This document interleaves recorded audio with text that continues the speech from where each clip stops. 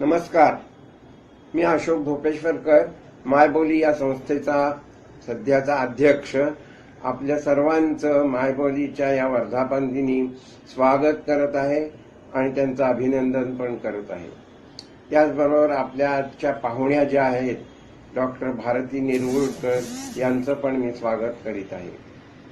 मायबोली या संस्थेविषयी दोन शब्द बोलणं आज मला प्रस्तुत वाटतं. मायबोली ही संस्था ब्रह्मांड ठाणे शहरामधल्या काही महिलांनी एकत्र येऊन स्थापन केली आणि 5चे 35 आज त्याचे सभासद झालेले आहेत. आता काही पुरुष सुद्धा त्या संस्थेचे सभासद झालेले आहेत. मायबोली काय करते तर गेल्या मराठी राजभाषा दिनी म्हणजे 27 फेब्रुवारी या दिवशी आम्ही ठरवलं होतं की काहीतरी वेगळ्या प्रकारचा कार्यक्रम करायचा आणि त्यामुळं मायबोलीचे सर्व सभासद ठाणे जिल्ह्यातल्या एका खेड्यामधल्या जिल्हा परिषदेच्या शाळेमध्ये सकाळी 8 वाजता गेले आणि संध्याकाळपर्यंत त्यांनी 1ली ते 8वी या सर्व वर्गांच्या विद्यार्थ्यांना थोडंफार मराठी शिकवण्याचा प्रयत्न केला आणि आपणही काही नवीन गोष्टी शिकले.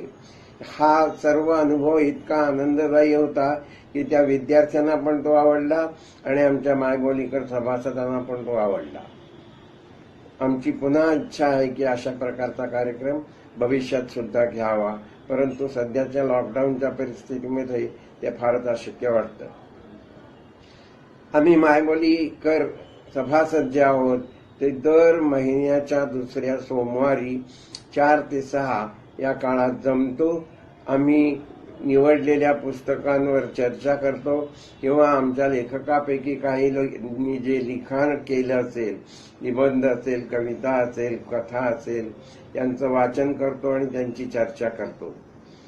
त्यातल्या निवडक साहित्याचा आम्ही साहित्य शारदा या आमच्या वार्षिकामध्ये अंतर्भाव करतो. पूर्वी हे वार्षिक हस्तलिखित असायचं, हल्ली मात्र ते डिजिटल या स्वरूपात आम्ही ते प्रकाशित करतो. मायबोली ही आणखी एक महत्वाचं कार्य करते. ग्रंथ तुमच्या दारी ही कुसुमाग्रज प्रतिष्ठानची संकल्पना आहे आणि ते आम्हाला एक पुस्तक पेटी आम्हाला देतात. आणखी त्याचा उद्देश असा आहे की आमच्या एरियामध्ये, आमच्या प्रदेशामध्ये आम्ही ही मराठी पुस्तकं लोकांना वाचायला द्यावीत. त्याप्रमाणे आम्ही ही पुस्तकं इथल्या रसिकांना वाचायला देतो आणि त्यामुळं मराठी पुस्तकांचं वाचन वाढतं आणि आम्हाला खूप चांगला प्रतिसाद या प्रदेशामध्ये मिळालेला आहे आणि त्यामुळे ही योजना अत्यंत लोकप्रिय झालेली आहे. आम्ही काही वेगळ्या प्रकारचे कार्यक्रम आतापर्यंतच्या आमच्या कारकिर्दीत 15 वर्षात सादर केलेले आहेत. त्यातले 1-2 यांचा मी मुद्दाम उल्लेख करेन.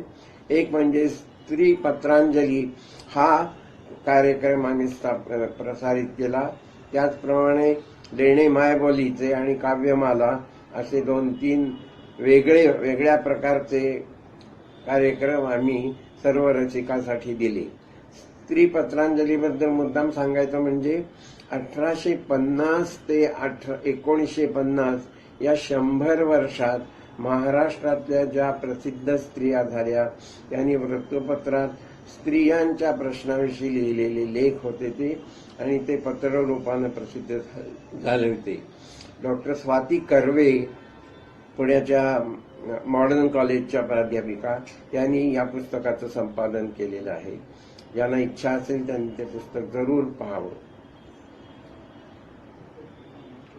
मायबोलीच्या इतर सभासद ज्या आहेत त्यात आणखी आम्ही विशेष करतो म्हणजे काय की इथल्या मराठी शाळा ज्या आहेत त्या शाळातल्या मुलांना मराठीचं एकूण उत्तेजन, मराठी वाचायला आणि मराठी लिहायला उत्तेजन मिळावं या दृष्टीनं आम्ही काही स्पर्धा अरेंज करतो आणि त्यांना त्याप्रमाणे बक्षिसं वगैरे वाटतो.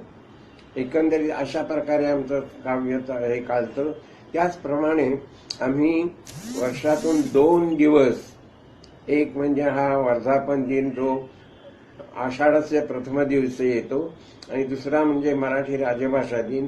हे दोन्ही दिवस आम्ही मोठ्या प्रमाणावर साजरे करतो आणि त्यासाठी सर्व रसिक जनतेला आम्ही आमंत्रण देतो आणि खास कार्यक्रम करतो. त्यांच्यासाठी आम्ही महनीय वक्ते बोलावतो. आतापर्यंत आमच्याकडे आलेल्यापैकी काही महत्वाची नावं म्हणजे सिंधुताई सपकाळ, डॉक्टर रम शेजवलकर, धनश्री लेले, अशोक बागवे, प्रवीण दवणे इत्यादी. मला वाटतं इतकी नावं पुरेशी आहेत. त्यानं तुम्हाला कल्पना येईल की मायबोली आपल्या रसिकासाठी काय काय करायचा प्रयत्न करते.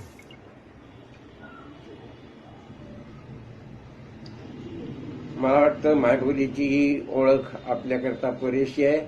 यानंतर मी आपल्या आजच्या ज्या महनीय पाहुण्या आहेत डॉक्टर भारती निरगुडकर त्यांचा थोडासा परिचय करून देण्याचा प्रयत्न करतो. आजच्या सन्माननीय पाहुण्या डॉक्टर भारती निरगुडकर या MD कॉलेजमध्ये मराठीच्या प्राध्यापिका होत्या आणि त्यानंतर त्या मुंबई विद्यापीठाच्या मराठी विभागामध्ये प्राध्यापिका होत्या आणि त्यानंतर त्या मराठी विभाग प्रमुख पण झाल्या आणि विभाग प्रमुख म्हणून निवृत्त झाल्या. याच काळात त्यांनी गंगाधर गाडगिळांच्या साहित्यावर PhD केलं. त्यांचे मार्गदर्शक होते डॉक्टर गंगाधर पाटील. त्यांच्या इतर साहित्य कर्तृत्वाविषयी मी सांगण्यापेक्षा मी तुम्हाला ते वाचूनच दाखवतो.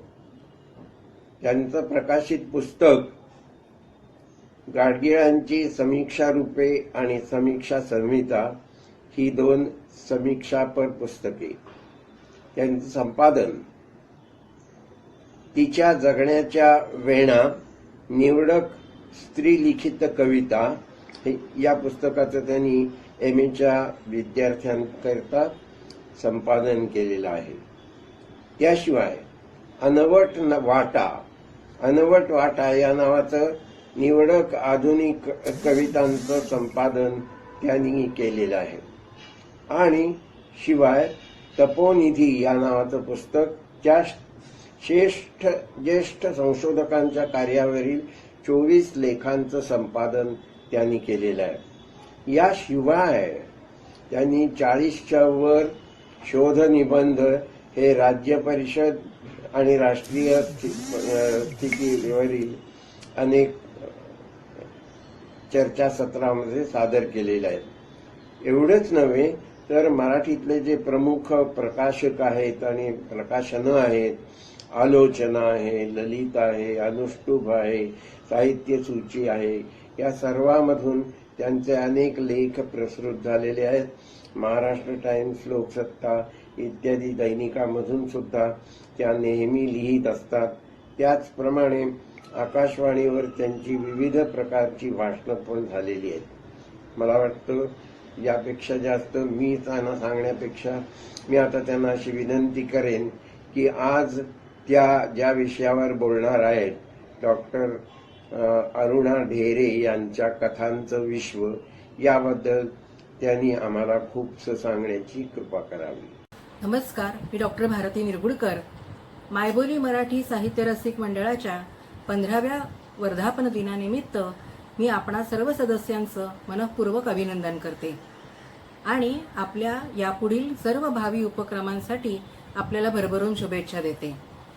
आपल्या अध्यक्षा आणि आपले आयोजक या सर्वांचे मी मला इथे निमंत्रित केलं त्याबद्दल मनःपूर्वक आभार मानते. कोणत्याही संस्थेसाठी 15 वर्षाची वाटचाल ही अत्यंत अभिमानाची गोष्ट आहे आणि त्यातच आपल्या माय मराठीच्या संवर्धनासाठी आणि तिचं साहित्य हे पुढील पिढीपर्यंत पोहोचवण्यासाठी आपण जे काही विविध उपक्रम करत आहात त्यांची मला माहिती मिळाली आणि आपल्या ह्या उपक्रमाला पाठिंबा देण्यासाठी, आपल्या आनंदात सहभागी होण्यासाठी मी या व्याख्यानाचं निमंत्रण आनंदाने स्वीकारलं. स्वाती चव्हाण यांनी काही दिवसापूर्वी फोनवर माझ्याशी संपर्क साधला आणि त्यांनी वर्धापन दिनाच्या कार्यक्रमाची मला माहिती दिली. त्यांनी मी एखाद्या लेखकाविषयी बोलावं या निमित्ताने असं मला सुचवलं. अनेक लेखकांची नावं माझ्या डोळ्यापुढून झरकन सरकून गेली आणि त्यामधून अरुणा ढेरे यांचं नाव मी निश्चित केलं. याची 2 कारणं आहेत. एक कारण म्हणजे अरुणा ढेरे यांचं नाव हे सर्व परिचित आहे. अरुणा ढेरे यांची ओळख आपल्याला त्यांच्या कवितेतून किंवा त्यांच्या कथा कादंबऱ्यांतून, ललित लेखनातून, सदर लेखनातून यापूर्वीच झालेली असणार. दुसरं म्हणजे त्यांनी जे अनेक पारितोषिकं मिळवलेली आहेत, म्हणजे जवळजवळ 45 पारितोषिकं त्यांना महाराष्ट्र शासनच नव्हे केवळ, तर वेगवेगळ्या शहरातल्या पुणे, मुंबई, नाशिक, गोवा, जालना यासारख्या विविध शहरांमधल्या विविध संस्थांनी दिलेली सर्व पारितोषिकं त्यांच्या अनेक साहित्य कृतींना मिळालेली आहेत. याचाही आपल्याला परिचय असेल. आणि 2019 मध्ये म्हणजे 2 वर्षापूर्वीच यवतमाळ इथे झालेल्या 92व्या अखिल भारतीय मराठी साहित्य संमेलनाच्या अध्यक्षा म्हणून त्या निवडून आल्या होत्या. तेव्हाही त्यांच्या साहित्याची चर्चा आपण ऐकली असेल. अशा या सर्व परिचित मोठ्या लेखिका अरुणाताई ढेरे यांच्या साहित्याचा परिचय करून देण्याचं मी ठरवलं. आणि मग माझ्या असं लक्षात आलं की त्यांचं साहित्य हे इतकं विविधतापूर्ण आहे आणि इतकं विपुल आहे की एका व्याख्यानामध्ये त्यांच्या सगळ्या साहित्याचा परिचय करून देणं ही केवळ अशक्य गोष्ट आहे. त्यामध्ये अरुणाताईंच्या कामावरही अन्याय आहे आणि आपल्यासारख्या श्रोत्यांच्यावरही हा अन्याय आहे. तसंच माझ्यासारख्या वक्त्यावरही हा अन्यायच आहे. आणि म्हणून मी ठरवलं की आपण त्यांच्या केवळ कथांवरती बोलावं.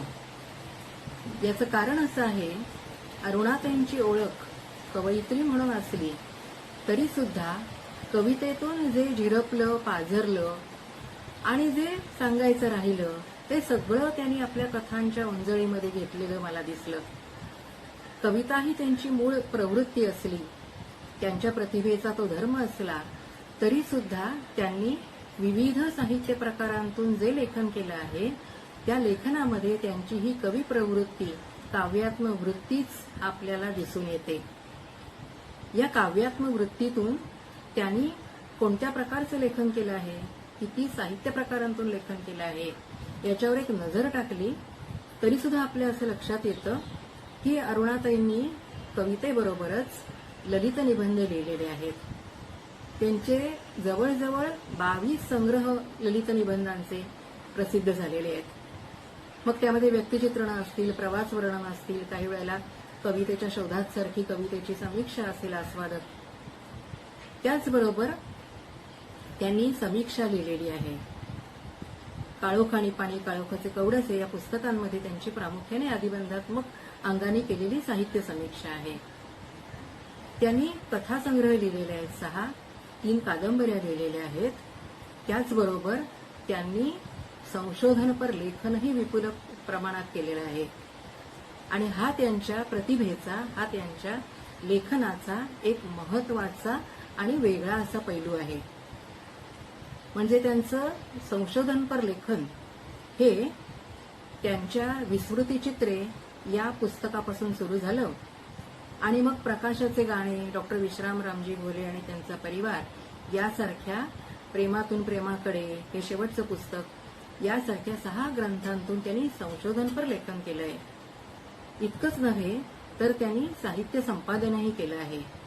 त्यामध्ये विवेकानंदांची पत्र, नागबंडल या नागावरती आधारित कथा मराठीतल्या त्याचं संपादन, नाग देशपांडे किंवा दुर्गा भागवत यांच्या साहित्याचं संपादन, स्त्रीलिखित मराठी कथा, कविता, कादंबरी यांचं संपादन, अनेक नियतकालिकांचं, दिवाळी अंकांचं संपादन, अशा प्रकारचं त्यांचं जवळजवळ सगळ्या साहित्य प्रकारांमधले लेखन आपल्याला दिसून येतं.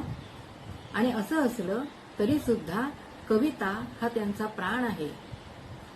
पण कवितेची ओळख आपल्याला सर्वांना ही या अगोदर झाली असेल.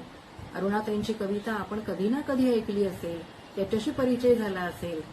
आणि माझं असं निरीक्षण आहे की कविता ही त्यांची पहिली ओळख असली आणि त्यांनी जवळजवळ 70 कथा लिहिल्या असल्या तरी कथालेखिका म्हणून त्यांची ओळख आपल्याला फार कमी आहे. आणि म्हणूनच मी असं ठरवलं की आज आपण या व्याख्यानाच्या निमित्ताने त्यांच्या कथांचा परामर्श घेऊया, त्यांच्या कथांचा परिचय करूया. मात्र मी अगोदर म्हटलं तसं की कथा या आपल्याला सुटेपणाने विचारात घेता येत नाही. त्याआधी आपल्याला त्यांच्या इतर साहित्याचा परिचय करून घ्यावा लागतो. त्याची काही वैशिष्ट्य ही कथांमध्ये सुद्धा असल्यामुळे त्या दोघांचीही आपल्याला परस्परांमध्ये असलेल्या अनुबंधाच्या अंगाने तुलना करता येईल. संशोधनपर लेखन आणि ललित लेखन यांमध्ये आपल्याला प्रामुख्याने एक फरक दिसतो. तो म्हणजे संशोधनपर लेखन हे वस्तुनिष्ठ असतं. त्यामागे एक शास्त्रशुद्धता असते. त्यामध्ये एक अभ्यासाची विशिष्ट पद्धती असते, एक तर्कशास्त्र असतं आणि एक चिकित्सक दृष्टी असते. संशोधक म्हणून अरुणाताई जे काम करतात त्यामध्ये आपल्याला या सगळ्याचा परिचय होतो. हे एक बौद्धिक कार्य आहे, हे एक विद्वत्तापूर्ण कार्य आहे. आणि ललित निबंधामध्ये आपल्याला नवनिर्मिती केलेली दिसते. कविता, कथा, कादंबरी या ठिकाणी जरी स्वतः वैयक्तिक अशा रीतीने लेखकाने अनुभव घेतलेला असेल किंवा नसेल, तरी आपल्या आजूबाजूच्या पात्र, प्रसंग, घटना यांच्या साहाय्याने लेखक एक नवनिर्मिती करत असतो. त्या अनुभवाकडे कसं बघायचं, तो कसा मांडायचा याची त्याची एक विशिष्ट रीत असते. याला आपण आत्मनिष्ठा असं म्हणतो. अशी आत्मनिष्ठा ललित लेखनामध्ये असते आणि संशोधनपर लेखनात वस्तुनिष्ठता असते. पण अरुणाताईंच्या बाबतीमध्ये या वस्तुनिष्ठतेचा आणि आत्मनिष्ठतेचा मनोज्ञ संगम झालेला मला दिसतो.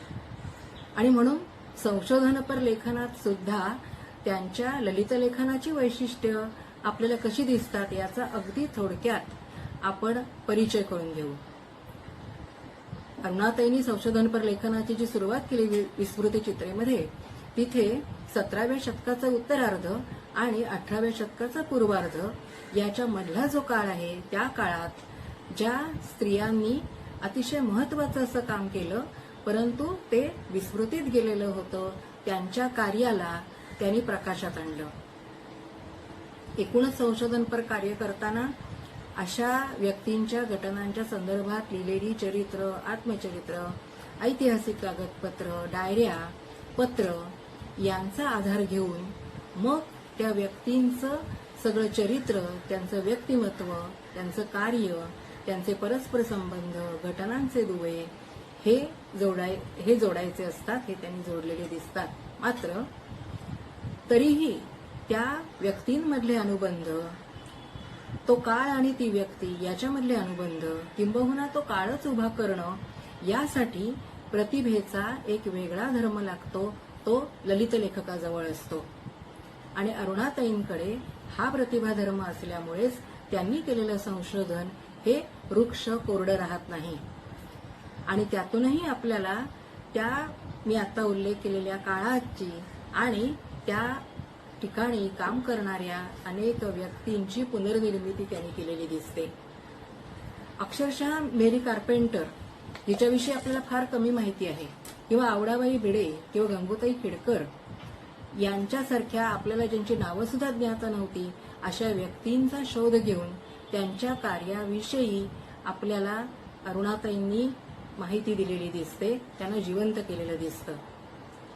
गंगूताई खेडकर यांच्याविषयी काम करत असतानाच तर त्यांचं पुढचं तिसरं पुस्तक प्रसिद्ध झालं, डॉक्टर विश्रामरामजी घोले आणि त्यांचा परिवार. गंगूताईंचे वडील आणि त्यांचे पती दोघेही डॉक्टर होते आणि त्यांनी समाजासाठी जे कार्य केलं त्याच्यावरती त्यांचा एक ग्रंथ तयार झाला.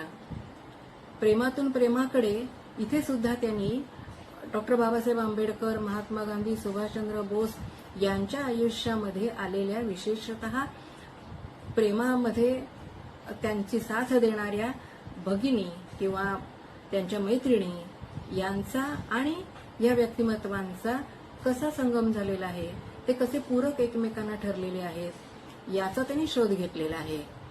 आणि म्हणूनच अशा प्रकारचे व्यक्तींचे आंतरसंबंध, त्यांचे भावनिक संबंध हे शोधत संशोधन करणं हा अरुणाताईंच्या लेखनाचा मला फार महत्वाचा विलोभनीय विशेष वाटतो.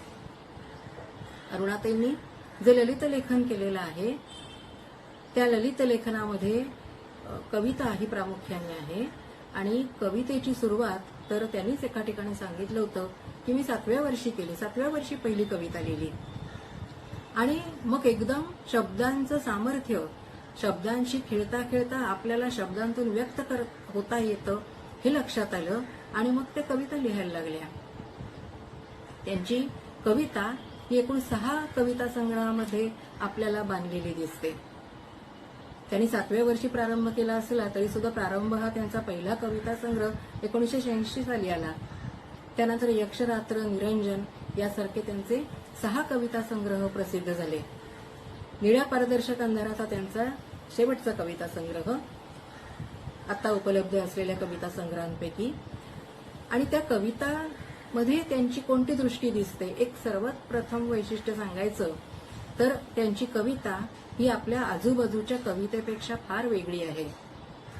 आजूबाजूची बरीचशी स्त्रीलिखित कविता सुद्धा एकतर पानाफुलामध्ये प्रेमात अडकलेली किंवा दुसरीकडे विद्रोही स्त्रीवादी जाणीवांनी भारलेली आणि अन्याय अत्याचाराला वाचा फोडणारी, त्याला मुखर करणारी अशी कविता दिसते. या पार्श्वभूमीवर गेली 30-40 वर्ष अरुणाताई जी कविता लिहित आहेत तिचं विश्व आपल्याला अत्यंत शांत, तृप्त, संयत, समंजस असं दिसतं. तेव्हा हा समंजसपणा हा मला त्यांच्या कवितेचा आणि एकूणच लेखनाचा फार महत्वाचा गुण वाटतो. अनुभव घेण्याची उत्कट पद्धती तर कुठल्याही कवीकडे, लेखकाकडे असतेच, परंतु एक सहसंवेदना ही मला त्यांच्यामध्ये महत्वाची दिसते. म्हणजे ते ज्या ज्या पात्राचा विचार करतात, ज्या ज्या व्यक्तीचा विचार करतात, त्या व्यक्तीच्या बरोबर त्या सहसंवेदनेने तो जीवनपट जगतात किंवा ते दुःख त्या जगतात आणि त्या शब्दबद्ध करतात. पण सहन करण्याची एक कणखरपणा आणि अभिव्यक्तीचा कोमलपणा हा त्यांचा आणखी एक विलोभनीय विशेष मला वाटतो. त्यांच्या काव्याचा आणखी एक विशेष म्हणजे त्यामध्ये असलेली स्त्रीवादी जाणीव. परंतु मी आता उल्लेख केला त्याप्रमाणे रूढ स्त्रीवादी जाणीवेपेक्षा त्यांच्या कवितेतली स्त्रीवादी जाणीव ही फार वेगळी आहे, ही वैशिष्ट्यपूर्ण आहे. मी कथांची चर्चा करताना त्याच्याविषयी अधिक बोलणार आहे. आणि पुराकथा, मिथा, इतिहास काव्य या सगळ्यांच्या अभ्यासातून ज्या देवता असतील, ज्या व्यक्ती असतील, ज्या स्त्रिया असतील, त्या स्त्रियांच्या मनामध्ये शिरून त्यांच्या मनातले एक एक पापुद्रे हे त्या आपल्याला फार कोमलतेने उलगडून दाखवताना दिसतात, फार ताकदीने उलगडून दाखवताना दिसतात. ही कल्पकथापूर्ण अशा प्रकारची दृष्टी ही फार महत्वाची आहे. या सगळ्यातून त्या पुन्हा आपल्या परंपरेकडे जातात, आपल्या मुळांकडे जातात. मात्र परंपरा शरणता नसते किंवा हे कुठल्याही विचाराशिवाय स्वीकारलेले परंपरांचं धन नसतं, तर आधुनिक काळात राहून आधुनिक जीवन जगत असताना त्याच्या सगळ्या समस्या, प्रश्न हे लक्षात घेत असताना पुन्हा आपल्याला परंपरेकडे जाणं हे कसं आवश्यक आहे आणि कसं शक्य आहे याची त्या कल्पकथापूर्ण निर्मिती करतात.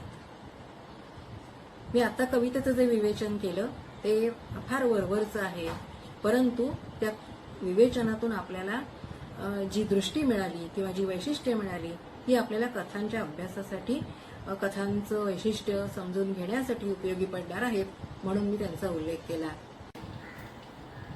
अरुणाताईंच्या कथांकडे वळण्यापूर्वी मी अगोदर जे म्हटलं की कवितांमधून जे पाझरलं ते त्यांनी कथांच्या उंजळीमध्ये घेतलं, याचा प्रत्यय येण्यासाठी त्यांच्या 2 कविता मला इथे मुद्दामून उल्लेखाव्याशा अशा वाटतात. त्यातली पहिली कविता आहे रुक्मिणी.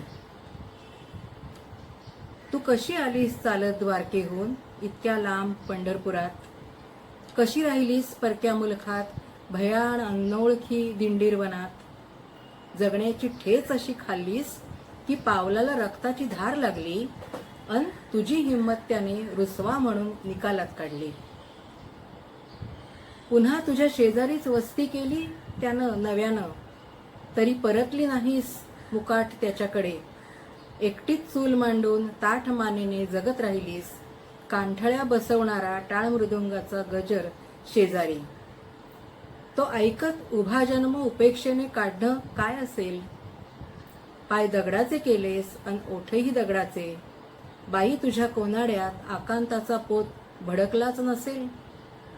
झाकलं नाहीस तरी उघडलंही नाहीस चव्हाट्यावर, संसाराचं श्रीफळ तुझ्या ओटीतून अलगद काढून घेतलं त्यानं. पण तू दळत राहिलीस तुझ्या दुःखाचा बुक्का शांतपणे, पंढरी काळी निळी झाली त्याच्या उधळण्याने. आपल्याला बुक्का हा पंढरपूरच्या विठ्ठलाचा प्रसाद वाटत असला तरी सुद्धा तो त्याच्या उपेक्षित पत्नीने दळलेल्या दुःखाचा बुक्का आहे. हे सनातन असं स्त्रीचं दुःख कवयित्री किती प्रभावीपणाने मांडते.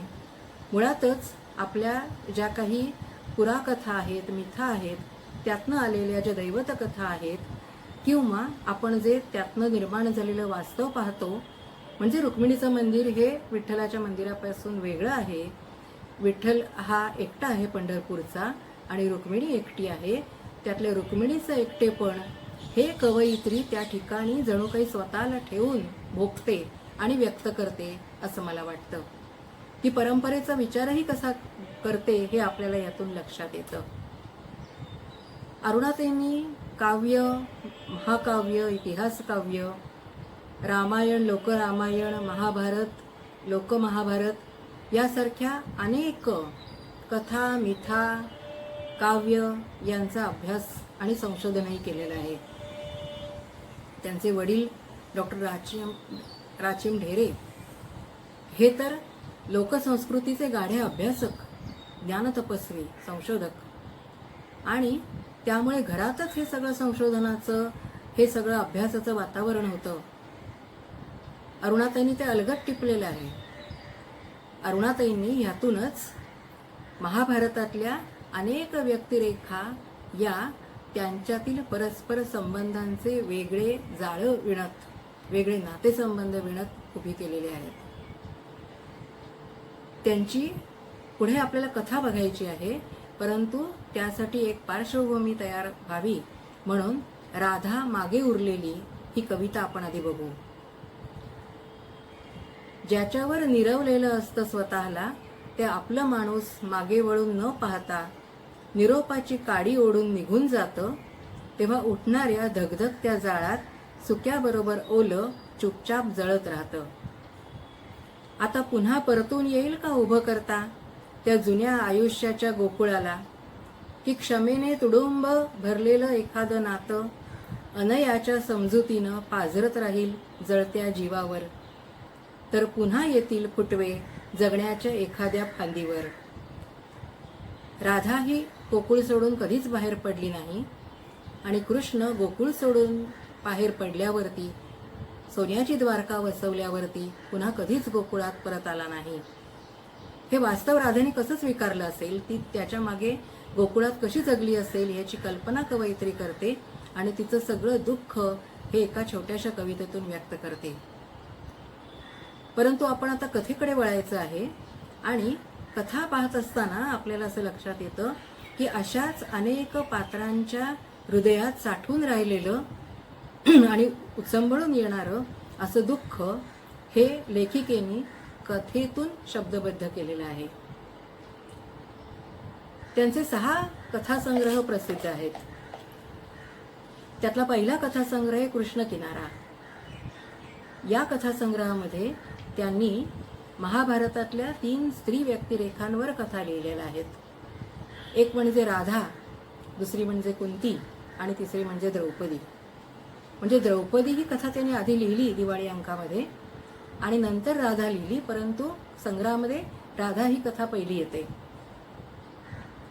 आणि याच धर्तीवरच्या आणखी 10-15 कथा या त्यांच्या पुढच्या कथासंग्रहातून येतात.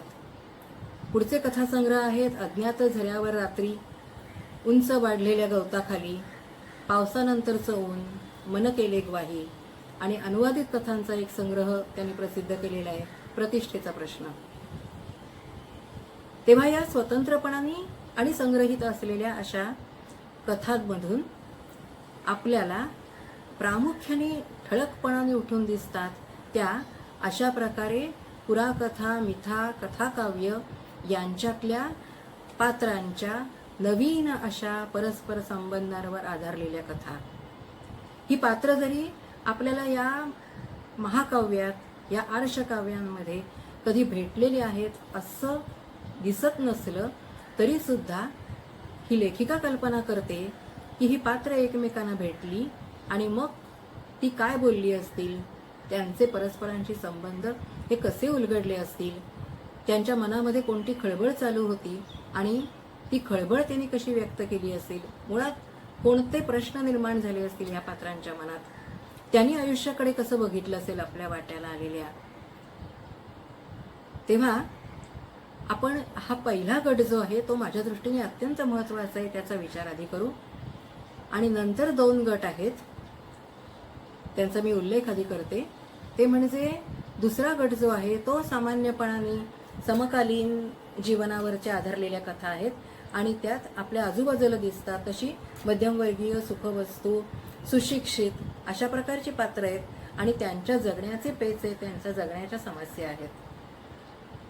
आणि तिसरा गट आहे तो लेखक, समीक्षक, वाचक, प्रकाशक यांच्या परस्पर संबंधांवर आधारलेल्या कथा. त्याही 28 कथा आहेत. वेळेच्या अभावी आपल्याला सगळ्यांविषयी बोलता येणार नाही, परंतु काही महत्त्वाच्या कथांचा मी उल्लेख करते आणि मग आपण त्यांचं वेगळेपण हे लक्षात घेऊया. तर कृष्ण किनारामधली त्यांनी आधी लिहिलेली पहिली कथा आहे ती म्हणजे द्रौपदी. आता इथे कल्पना अशी केलेली आहे लेखिकेनी की महाभारताचं युद्ध झालेलं आहे, जो काही संपूर्ण विनाश व्हायचा तो झालेला आहे आणि त्यानंतर पांडवांचं राज्य उपभोगून झाल्यानंतर आता हे हिमालयामध्ये जायला निघालेले आहेत वानप्रस्थाश्रमाला.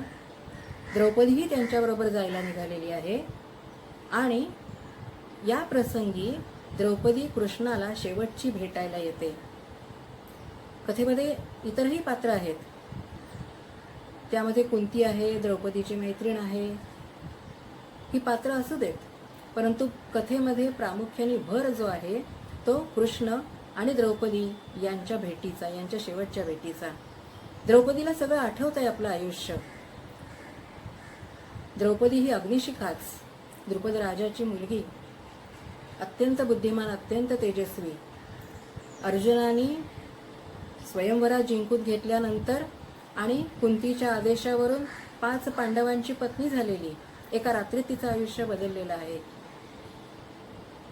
त्यानंतर द्यूतामध्ये तिच्या पतीने तिला लावल्यानंतर तिचं वस्त्रहरण दुर्योधन आणि दुःशासनाने केलेलं आहे. तेही भीष्म द्रोणांच्या समोर तिचं वस्त्रहरण झालेलं आहे.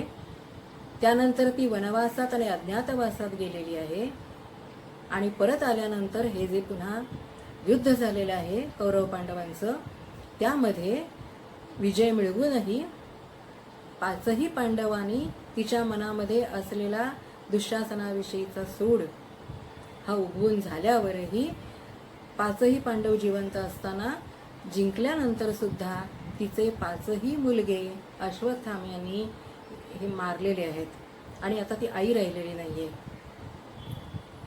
आणि ह्या सगळ्या आठवणींनी दुःखावेगाने ती हमसाहमशी रडते आहे आणि तेव्हा कृष्ण तिला भेटायला येतो आणि कृष्ण तिला विचारतो की तू रडलीस का? द्रौपदीजवळ काही उत्तर नाहीये. तिला असं वाटतं की कृष्णाने हे जाणलेलं आहे, ती रडली आहे आणि का रडली आहे. पण तेव्हा तिला सगळे हे चढ उतार आठवून दुःखाचे कड येत असताना तिला जाणवतं की आपण एकटे आहोत. ती कृष्णाला म्हणते की अरे या प्रत्येक वेळेला मी जे जे सोसलं त्या प्रत्येक वेळेला मी एकटीच होते की रे. कृष्ण म्हणतो नाही, तू एकटी नाहीस, तू एकटी नव्हतीस. मी किती वेळा तुला जाणवून दिलं आहे. कारण कृष्णाने प्रत्येक वेळेला तिने धावा केल्यावरती तिला मदत केलेली आहे. तिच्या हाकेसरशी तो धावून आलेला आहे. पण या सगळ्याचा अर्थ, या सगळ्याचा अन्वयार्थ द्रौपदी कसा लावते ते पाहण्यासारखं आहे. आता ह्या इतक्या भयंकर विनाशानंतर कृष्णही थकलेला आहे. कृष्णाच्या चेहऱ्यावरच्या रेषांतून तिला तो थकवा जाणवतो. त्याचे पिकलेले केस तिच्या नजरेतून सुटत नाहीत आणि अशा किंचित थकलेल्या या कृष्णाला ती असं म्हणते की हे खरं नाही कृष्णा, की मी एकटी नव्हते, एकटी नाहीये. तूही ओळखतोस हे खरं नाही. आपण एकटेच आहोत असं जर का तुला वाटतं आहे तर मग आपण अनुभवलं ते काय होतं असं कृष्ण तिला विचारतो. ती असं म्हणते, आपल्यामधल्या अंतराचं ते अत्युत्कट भानच नव्हतं का केशवा? आपण ज्या वेळेला महाभारत वाचतो त्यावेळेलाही आपल्याला असं वाटतं की कृष्ण हा द्रौपदीचा सखा आहे. कृष्णाला द्रौपदी ही अत्यंत प्रिय आहे. कृष्ण हा तिला कोणतीही तोशीस पडू देत नाही. परंतु द्रौपदीला हे माहिती आहे की तिने धावा केल्यावरच तो आलेला आहे. धावा करण्यासाठी, आठवण काढण्यासाठी ती एकटीच होती. 5 पांडवांची राणी असूनही ती एकटीच होती. पांडवांचं दुःख वेगळं होतं आणि तिचं दुःख वेगळं होतं. महाभारतातल्या इतर प्रत्येक स्त्रीचं दुःख वेगळं आहे आणि द्रौपदीचं दुःख वेगळं आहे. कारण द्रौपदीने आता आपले 5 पुत्रही गमावलेले आहेत. आता ती आई राहिलेली नाही. तेव्हा हे सगळे जे काही भावनांचे कल्लोळ आहेत, हे परस्पर संबंधांचे हे विलक्षण असे धागे आहेत, ते लेखिका अत्यंत हळूवारपणाने परंतु ताकदीने आपल्या पुढे उलगडते. आणि ती असं म्हणते की हे सांगून झाल्यावरती, अतिशय निर्लेप स्वच्छ आवाजात सांगून झाल्यावरती द्रौपदी शांत होते, शिबिकेमध्ये बसून निघून जाते.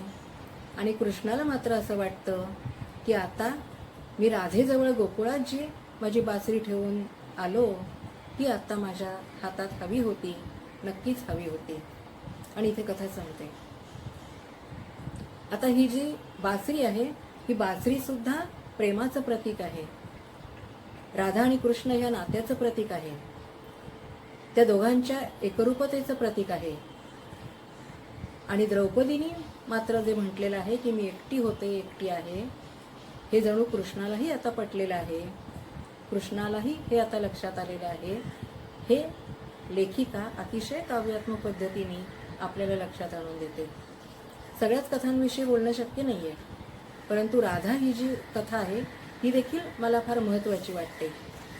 आत्ता आपण जी कविता पाहिली त्या कवितेतली राधा ही एकटी आहे गोकुळामध्ये.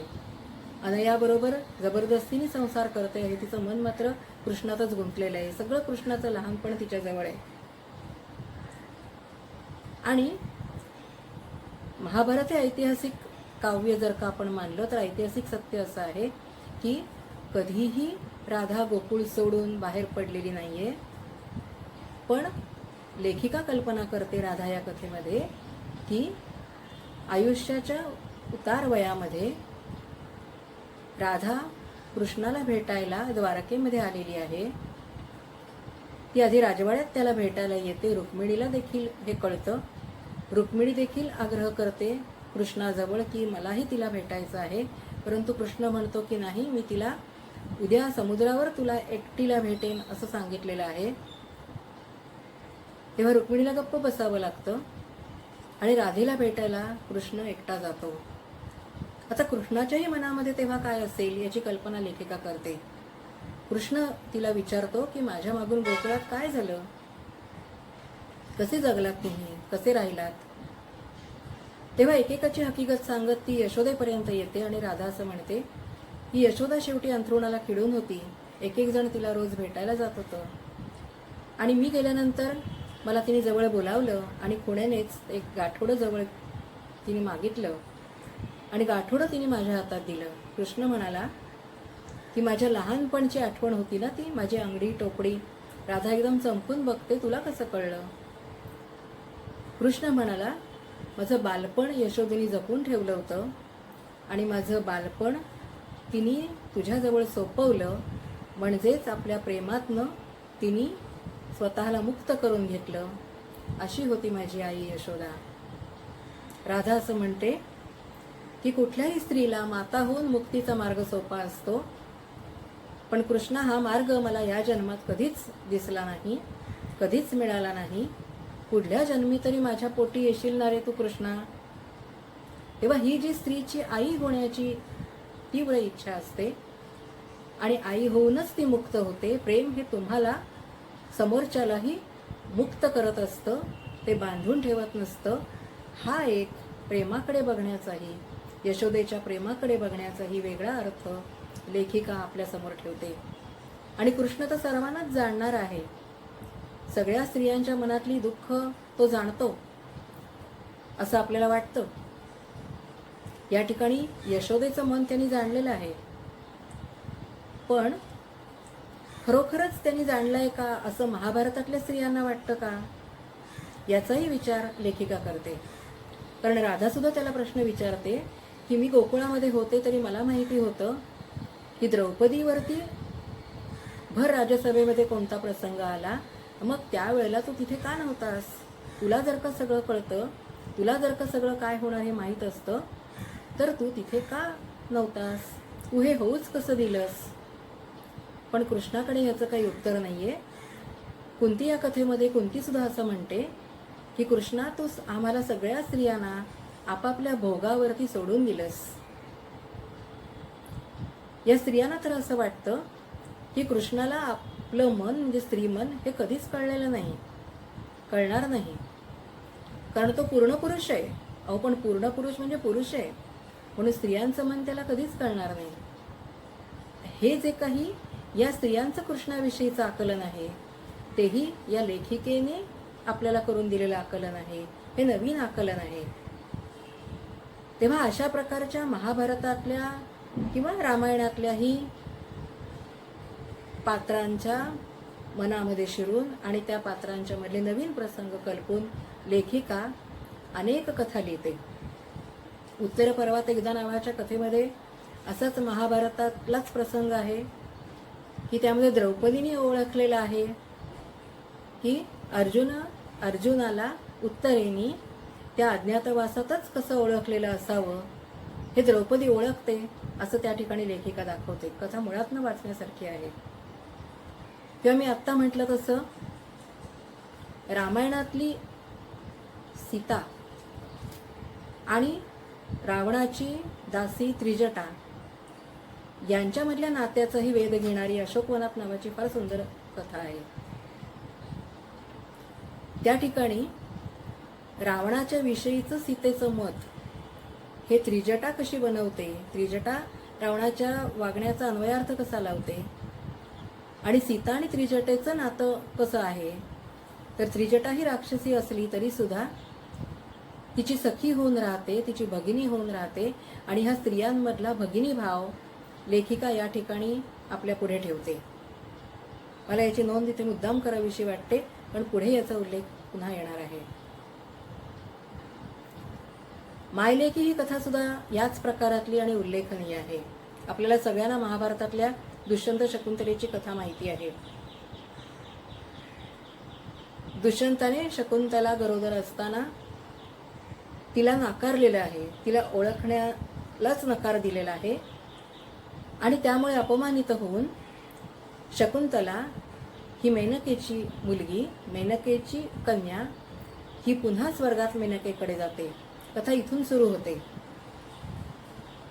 मेनकेलाही पुरुषाच्याच सक्तीमुळे, इंद्राच्याच सक्तीमुळे आपल्या मुलीला जन्मतःच पृथ्वीवर सोडून द्यावं लागलेलं होतं, आणि त्यामुळे तिच्या आईपणाचं सुद्धा काय झालं असेल, तिची मातृत्वाची भूक ही कशी राहिली असेल, या सगळ्याची कल्पना लेखिका करते. आणि मग मेनका आणि शकुंतला या भेटल्यानंतर त्यांचं एक नवं नातं कसं निर्माण झालं असेल याच्यावरती ती कथा लिहिते. आणि फार महत्त्वाची गोष्ट त्याच्यामध्ये मेनका शकुंतलेशी बोलते की तू दुःख करू नकोस दुष्यंताने तुला सोडलं म्हणून. तू एक स्त्री आहेस, आणि आपण स्त्रिया या एकट्या सुद्धा आपल्या मुलांचं पालनपोषण करू शकतो. आपण आदिमाताच आहोत, आपण आदिशक्तीच आहोत. तेव्हा मला असं वाटतं की ह्या इतिहास काव्यांमधल्या पात्रांवरती लिहिलेल्या कथांमध्ये सुद्धा लेखिकेचं वास्तवातलं आजच्या काळातलं भान हे टिकून आहे, किंबहुना त्याला सुद्धा ती काही उत्तरं या ठिकाणी सुचवित आहे. आजचा जो सिंगल मदरचा प्रश्न आहे, त्या सिंगल मदरनी ह्याकडे कसं बघावं? पुरुषाने टाकून दिल्यानंतर सिंगल मदरनी जबाबदारी घेऊनही आपल्यामध्ये कोणतीही कमतरता किंवा आपला अपमान, आपली अवहेलना झालेली आहे असं न मानता आपल्यामध्ये ही शक्ती आहे याची खात्री बाळगावी, असं जणू काही ही लेखिका या इतिहास काव्यांमधल्या कथांतून, त्याच्यावर आधारलेल्या कथांतून आपल्याला देते. त्या 6 जणी, महादेवी, पैलतोगे, कितीतरी कथा सांगता येतील. सगळ्याविषयी बोलणं वेळेच्या अभावामुळे शक्य नाहीये. तेव्हा या सगळ्या कथांचं फार महत्त्वाचं असं स्थान या एकूण सगळ्या तिच्या कथा विश्वामध्ये आहे. आणि त्यामध्ये मला हा मुद्दा ठळकपणाने जाणवतो, तो म्हणजे परंपरा आणि नवता यांचा अत्यंत मनोज्ञ संगम या लेखिकेने साधलेला आहे. आणि त्याचाच काहीसा प्रत्यय आपल्याला तिच्या दुसऱ्या गटातल्या कथांमध्ये सुद्धा येतो. दुसऱ्या गटांमधल्या कथांविषयी थोडक्यात सांगायचं तर इथली पात्र ही सुखवस्तू, मध्यमवर्गीय, सुशिक्षित, उच्च शिक्षित, परदेशी राहणारी, परदेशी जाणारी अशी असली तरी सुद्धा प्रामुख्याने त्यातली जी पुरुष पात्र आहेत ही भौतिक सुखांच्या मागे लागलेली आहेत. आणि त्यातली स्त्री पात्र आहेत ती मात्र सेवावृत्तीने काही काम करू इच्छिणारी, मग ते सामाजिक कार्य असेल, एखाद्या शैक्षणिक संस्थेचं असेल, कुठे आदिवासींच्या शिक्षणाचा प्रश्न असेल, तेव्हा अशा प्रकारचं काम करणारी आहेत. आणि यांच्यामध्ये काही संघर्ष, काही पेच, काही मतभिन्नता, काही नैतिक पेच निर्माण होतात. याचा उल्लेख मुद्दामून मला करावा असं वाटतो या संदर्भात. ती कथा म्हणजे की आपुला ठावो न सांडिता, अज्ञात झऱ्यावर रात्री या कथा संग्रहातली. यातली अजिता जी आहे, ही अजिता ही अशा प्रकारे पुण्यामधल्याच वाड्यामध्ये आपल्या आई वडिलांपासून दूर, कारण आई वडील तिचे बदली होऊन चंदीगडला गेलेले आहेत, आणि ती वाड्यामधल्याच इतरांच्या बरोबर राहते आहे. वाड्याचे मालक आहेत, इतर काही बिराड आहेत. आणि तिथल्या नाना आजोबांकडून सतत रोज ज्ञानेश्वरीतल्या ओव्या तिच्या कानावर पडत आहेत. एकीकडे तिला तिच्या समस्या आहेत, एकीकडे तिला तिच्या आवडीनिवडी आहेत. तिचा प्रियकर आहे सुदर्शन, परदेशात गेलेला, त्याचा आणि तिचा पत्रव्यवहार चालू आहे. हिनी आपण सामाजिक संस्थांमध्ये काम करायला, सेवावृत्तीने जगायला हे तिने निश्चित केलेलं आहे आपलं ध्येय. आणि तसं ती पत्रांनी सुदर्शनला कळवते, तेव्हा सुदर्शनला असं वाटतं की हा केवळ वेळ घालवण्याचा असा हिचा काहीतरी एक मार्ग आहे. आणि हा मार्ग काही खरा नाही. तिचं सुदर्शनावर प्रेम आहे, तिला लग्न करायचं आहे, दोघांनाही लग्न करायचं आहे.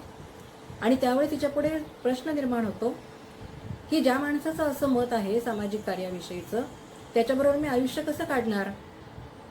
अशा संभ्रमात असतानाच नाना आजोबांची ज्ञानेश्वरीतली ओवी तिच्या कानावरती, रोज जशा ओव्या येत असतात तशी ओवी तिच्या कानावरती येते की आपुला ठावो न सांडिता, आलिंगिजे चंद्रू प्रकटिता, ऐसा अनुरागू भोगिता कुमुदिनी जाणे.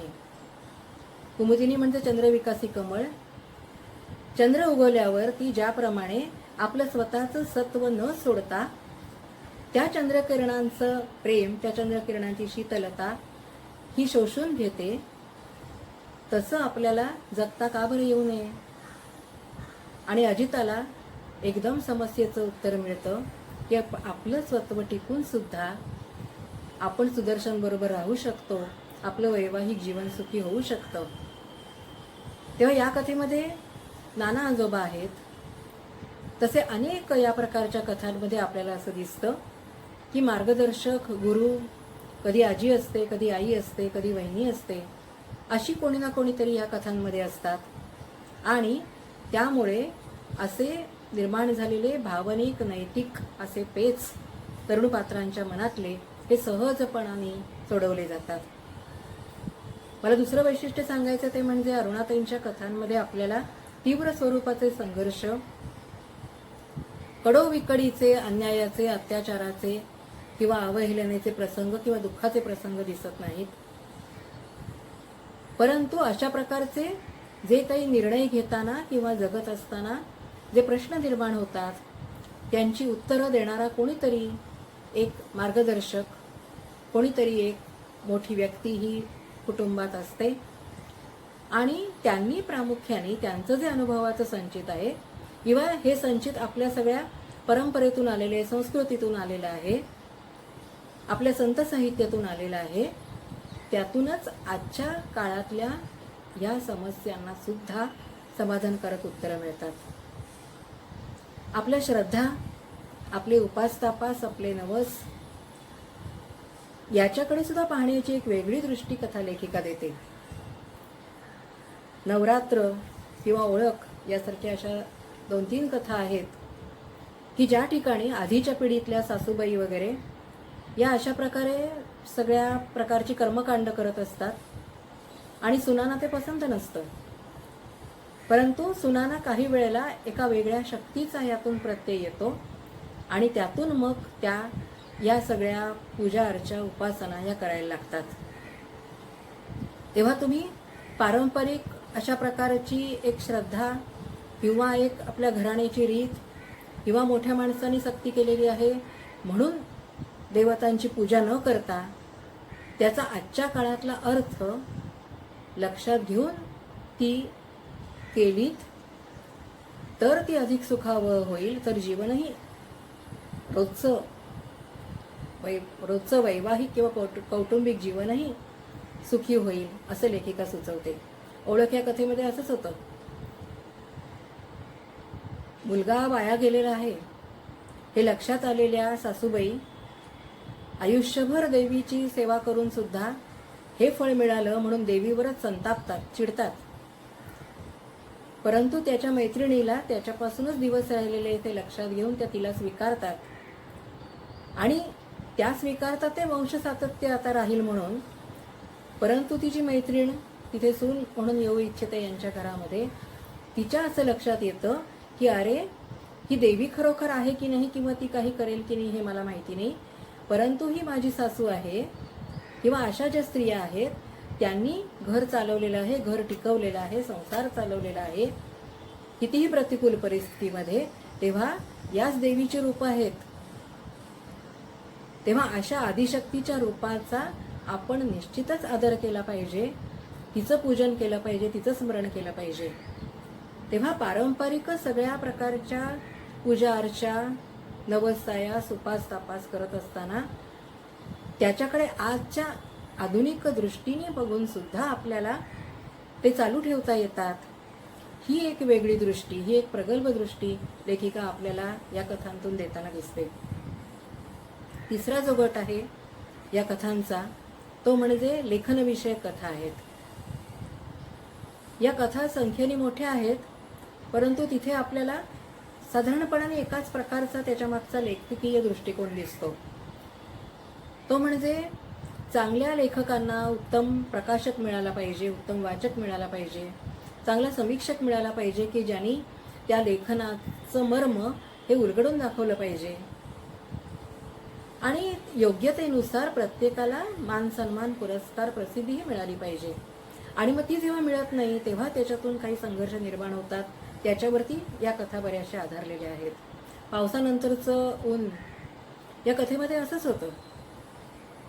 त्यातले प्रतिथयश लेखक भाऊसाहेब यांना अकादमीचं पारितोषिक न मिळता त्यांच्यापेक्षा लहान असणाऱ्या आणि त्यांचं गुरुपण मानणाऱ्या दुसऱ्या लेखकाला पारितोषिक मिळतं आणि ते अस्वस्थ होतात. त्यांची पत्नी मात्र असं म्हणते की तुम्हाला जर का माहिती आहे की तुमचं लेखन हे त्यांच्यापेक्षा उच्च दर्जाचं आहे तर पारितोषिक कोणाला का मिळेना, त्याच्यामुळे अस्वस्थ होण्याचं काहीच कारण नाही. तेव्हा हा जो एक समंजसपणा आहे, ही जी एक समतोल वृत्ती आहे, ही छोट्या मोठ्या गोष्टींनी विचलित न होण्याची वृत्ती आहे, ही सुद्धा एक जीवनदृष्टी ही लेखिका आपल्याला या कथांतून देताना दिसते. आणि म्हणूनच या कथा या अतिशय वेगळ्या आहेत. मी अगोदर म्हटलं कवितेची वैशिष्ट्ये त्यामध्ये आपल्याला उतरलेली दिसतात. मी 4 वैशिष्ट्ये सांगितली कवितेची. या सगळ्या विवेचनातून आपल्या ती पुन्हा लक्षात आली असतील. ती म्हणजे एक सहसंवेदना, एक अतिशय उत्कटपणाने अनुभव घेणं कोणताही. बाईंच्या 3 कादंबऱ्या आहेत, मैत्रेयी, उर्वशी आणि महाद्वार. तिथल्या मैत्रेयी कादंबरीमध्ये ती मैत्रेयी असं म्हणते की मी प्रत्येक वेळेला त्या त्या ठिकाणी स्वतःला ठेवून बघते आणि विचार करते. मला असं वाटतं अरुणाताई स्वतः सुद्धा कथा लिहित असताना किंवा कविताही लिहित असताना त्या त्या ठिकाणी स्वतःला ठेवून बघतात आणि त्या पात्रांच्या मनातले सगळे कंगोरे, सगळे दाब हे त्या स्वतः जणू काही भोगतात आणि त्या शब्दांकित करतात. तेव्हा ही सहसंवेदना आपल्याला पहिल्या गटातल्या कथांमध्ये दिसली असेल. पुराकथा मिथांतून आलेल्या स्त्रियांची कल्पकथा पूर्ण अशी पुनर्निर्मिती जी कवितेमध्ये आहे, काव्यात्मक पद्धतीने आहे, तशीच काव्यात्मता, भावनाशीलता ही आपल्याला इथेही दिसते. स्त्रीवादी जाणीवेचा मी उल्लेख केला की त्यांची स्त्रीवादी जाणीव ही वैशिष्ट्यपूर्ण आहे. आज आपल्याला अनेक स्त्रीवादी म्हणवणाऱ्या लेखकांमध्ये किंवा लेखिकांमध्ये असं दिसतं की एक प्रकारचा आक्रस्ताळेपणा, एक प्रकारचं आपलं दुय्यमत्व, पुरुषप्रधान संस्कृतीने स्त्रीवरती लादलेलं दुय्यमत्व आणि त्याच्यामुळे आपल्यावरती होणारा अन्याय, मग तो शारीरिक असेल, मानसिक असेल, ती घुसमट असेल, याला वाचा फोडणारं लेखन आपल्याला बरंचसं दिसतं. तीव्र स्वरूपाचा यातून संघर्ष, तीव्र स्वरूपाचे कडोविकडीचे असे प्रसंग त्यातून त्यांनी रंगवलेले दिसतात. किंवा अनेकदा स्वतःच्या शरीराचं एक वेगळेपण हे व्यक्त करणाऱ्या, शारीर अनुभव धिटाईने व्यक्त करणाऱ्या सुद्धा आपल्याला लेखिका दिसतात, तशा प्रकारच्या कथा दिसतात. तिसरीकडे आपल्याला अनेकदा स्त्रीची सहनशीलता, सोशिकत्व हे जणू काही तिचे उपजत गुण आहेत आणि ही तशीच राहिली पाहिजे. त्यातून तिला देवतेचं स्थान देणं म्हणजे वागवायचं दासीप्रमाणे, परंतु स्थान द्यायचं, पूजा अर्चा उदो उदो करायचं मात्र देवतेप्रमाणे. या प्रकारचा एक दांभिकपणा आपल्याला दिसतो. ह्या सगळ्यापासून दूर परंतु तरीही वैशिष्ट्यपूर्ण असं मी ज्याला म्हणते अशा स्त्रीवादी जाणीवेनी त्यांनी कथा लिहिलेली आहे.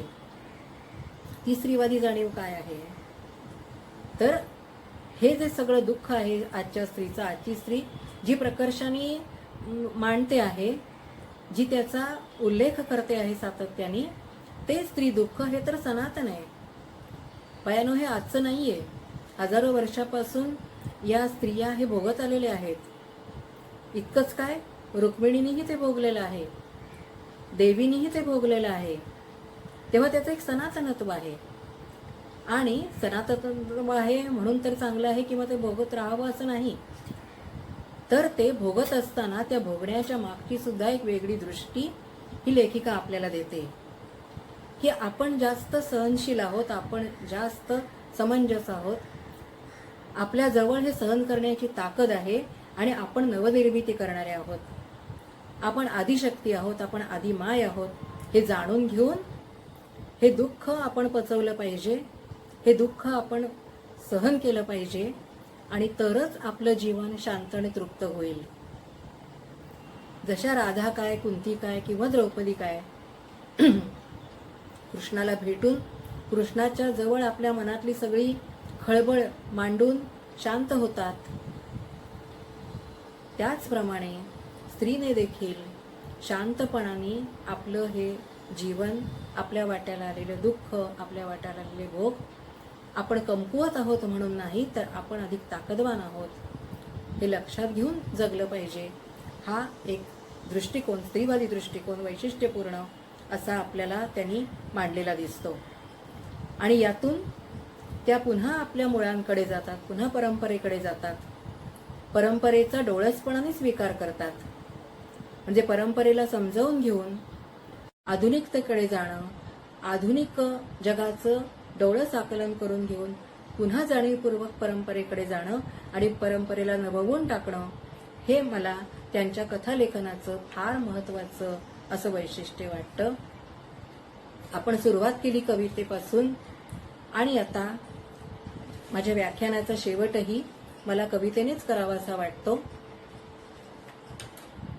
कारण कवितेमध्येच आपल्याला मी कथेच्या संदर्भात उल्लेख केला तो एक सखीचा भाव मला दिसतो. एक सखी म्हणून सगळ्यांच्या दुःखाकडे, विशेषतः स्त्रियांच्या दुःखाकडे ही लेखिका कशी पाहते हे अनवाणी दुःख या कवितेच्या मार्फत आपण लक्षात घेऊया. अनवाणी दुःख. बाहेर उन्हाचा जाळ, सखी ये ना आत जराशी, ये उतर असे हे भार तुझे, भिंतीला टेक जराशी. आयुष्य रोजचे बाई, कधी मधीच सोसत नाही, गे मन दुखते अन अवघडते, फिरताच दिशा ही दाही. कुणी हवेच जीवलग जवळी, या अशा तापल्या वेळी, हो शांत जरा मग जाय घरा, हृदयात सर्व सांभाळी. हे दुःख तुझे अनवाणी, जाशील पुन्हा उचलोनी, पाऊल खुणा देती मला, व तुझी सांडली गाणी. यात कवयित्रीला स्त्रियांच्या सनातन दुःखांची गाणी जाणवतात, सापडतात. पण आपल्याला मात्र, वाचकाला मात्र या तिच्या लेखनाच्या रूपाने जीवलग सखी भेटते आणि आपण सर्वही शांत होतो, आश्वस्त होतो. तेव्हा अरुणाताईंचं हे कथालेखन त्याच्या या वैशिष्ट्यपूर्ण अशा स्वरूपामुळे एकूणच मराठी कथेमध्ये निश्चितच महत्वाचं स्थान हे टिकवून ठेवेल याची मला खात्री आहे. आणि या व्याख्यानानंतर आपणही या कथांकडे वळाल, या कथांचा आस्वाद घ्याल, त्यांचा परामर्श घ्याल याचीही मी आशा बाळगते. पुन्हा एकदा 15व्या वर्धापन दिनानिमित्त आपण सर्वांना शुभेच्छा देते. आपण असंच जोपाने कार्य करत राहा आणि लवकरच 25वा रौप्य महोत्सवही साजरा करा. याही माझ्याकडून शुभेच्छा. धन्यवाद.